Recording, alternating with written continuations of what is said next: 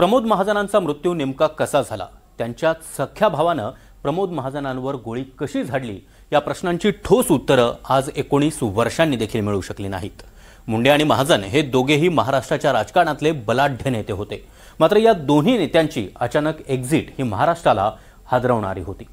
प्रमोद महाजन यांचा मृत्यू नेमका कसा झाला आणि प्रवीण महाजननं प्रमोद महाजनांची हत्या का केली याबद्दल आज नव्यानं प्रकाश महाजन यांनी काही खळबळजनक दावे केले। ते सगळं आपण जाणून घेणार आहोत, मात्र त्याआधी त्याच प्रश्नाचा शोध पुन्हा एकदा घ्यावा लागेल। तो प्रश्न म्हणजे प्रमोद महाजनांच्या मृत्यूवेळी नेमकं काय घडलं होतं।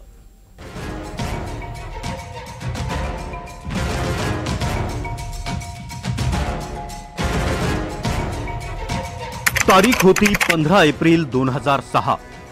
भाजपचे दिवंगत नेते प्रमोद महाजन यांच्या फोनवर एक SMS आला। मैसेज होता, अब याचना नहीं रण होगा, जीवन विजय के साथ या फिर मरण होगा। हा मेसेज प्रमोद महाजनांना पाठवला होता त्यांचाच सख्खा भाऊ प्रवीण महाजननं। प्रमोद महाजनांनी मेसेज वाचला, पण बहुतेक फार लक्ष दिलं नाही, कारण पुढच्या आठवडाभरात आपलाच भाऊ प्रवीण महाजन आपल्यावर गोळ्या झाडेल असं त्यावेळी प्रमोद महाजनांना स्वप्नातही वाटलं नसेल। पुढची तारीख 22 एप्रिल 2006। त्या दिवशी शनिवार होता। वेळ सकाळी 7:30ची। वरळीतल्या पूर्णा या बिल्डिंग मधल्या घरी प्रमोद महाजन सोफ्यावर बसले होते। टीव्हीवर बातम्या सुरू होत्या। प्रमोद महाजन हातात चहाचा कप घेऊन वर्तमानपत्र चाळत होते। तेवढ्यात दारावरची बेल वाजली। दरवाजात उभा होता जीन्स आणि टी-शर्ट घातलेला प्रवीण महाजन। प्रवीण महाजन फारसे प्रमोद महाजन यांच्या घरी यायचे नाहीत, त्यामुळे प्रमोद महाजनांनी प्रवीणला विचारलं, तू इथे कसा? प्रवीण महाजन सोफ्यावर बसला आणि त्यानं तक्रारी करायला सुरुवात केली। तू माझ्यासाठी वेळ काढत नाहीस, माझ्या बिझनेसमध्ये मदत करत नाहीस। दोघांमध्ये बोलणं सुरू असताना प्रमोद महाजनांच्या पत्नी रेखा महाजन बेडरूम मध्ये होत्या। 7:40 मोठा आवाज झाला। प्रवीण महाजननं त्याच्याकडचं 32 बोरचं पिस्तूल बाहेर काढलं आणि प्रमोद महाजनांवर पॉइंट ब्लँक वरून धडाधड गोळ्या झाडल्या। प्रमोद महाजन यांच्या छातीच्या खाली 3 गोळ्या लागल्या। प्रवीण महाजनच्या पिस्तुलात 9 बुलेट्स होत्या। 3 गोळ्या झाडल्यावर पिस्तूल जाम झालं आणि त्यानं पुढच्या गोळ्या झाडल्या नाहीत। आवाज ऐकून रेखा महाजन बाहेर आल्या। प्रमोद महाजनांवर गोळ्या झाडताना प्रवीणला पाहिलं। प्रवीण, तू हे काय केलंस असं रेखा महाजन म्हणाल्या। रेखा महाजन यांनी प्रवीणला ढकलण्याचा प्रयत्न केला, पण प्रवीणनं त्यांना ढकललं। तुम्ही माझं ऐकलं नाही, आता भोगा, असं प्रवीण महाजन रेखा महाजनांना म्हणाला। प्रमोद महाजन रक्ताच्या थारोळ्यात पडले होते। प्रमोद महाजनांच्या पूर्णा बिल्डिंग मध्येच गोपीनाथ मुंडे 12व्या मजल्यावर राहत होते। रेखा महाजन गोपीनाथ मुंडेंच्या घरी धावल्या।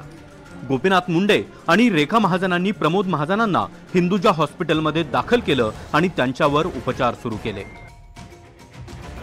प्रमोद महाजनांवर गोळ्या झाडल्यानंतर एवढी धावपळ सुरू असताना गोळ्या झाडणारा प्रवीण महाजन शांतपणे महाजनांच्या घरून 15 मजले उतरून खाली आला। त्यानंतर त्याने त्याची गाडी पार्किंगमध्ये ठेवली आणि टॅक्सीने वरळी पोलीस स्टेशनला गेला। सकाळी 8:30च्या सुमारास प्रवीण महाजन हातात पिस्तूल घेऊन वरळी पोलीस स्टेशनमध्ये पोहोचला। प्रवीण महाजनने पोलिसांना सांगितलं, मी प्रमोद महाजनांवर गोळ्या झाडल्या आणि पोलिसांना धक्का बसला। पुढच्या काही वेळातच पोलीस प्रवीण महाजनला घेऊन प्रमोद महाजन यांच्या घरी पोहोचले। प्रमोद महाजनांवर त्यांचा भाऊ प्रवीण महाजननं गोळ्या झाडल्या ही ब्रेकिंग न्यूज सगळीकडे धुमाकूळ घालायला लागली आणि तिकडे हिंदुजा हॉस्पिटलमध्ये डॉक्टरांनी तातडीनं उपचार सुरू केले। प्रमोद महाजनांना ज्यावेळी हॉस्पिटलमध्ये नेलं गेलं त्यावेळी ते शुद्धीवर होते।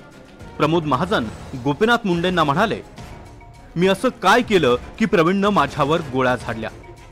प्रमोद महाजनांनी हिंदुजा हॉस्पिटलमध्ये 13 दिवस मृत्यूशी झुंज दिली आणि अखेर 3 मे 2006ला प्रमोद महाजनांचा मृत्यू झाला। पुढे प्रमोद महाजनांच्या हत्या प्रकरणी प्रवीण महाजन दोषी ठरला आणि त्याला शिक्षा झाली। मात्र प्रमोद महाजनांनी मुंडेंना हॉस्पिटलमध्ये जो प्रश्न विचारला की मी असं काय केलं की प्रवीणनं माझ्यावर गोळ्या झाडल्या, त्या प्रश्नाचं ठोस उत्तर आज 19 वर्षांनीही मिळालेलं नाही। Bureau report, NDTV Marathi, Mumbai.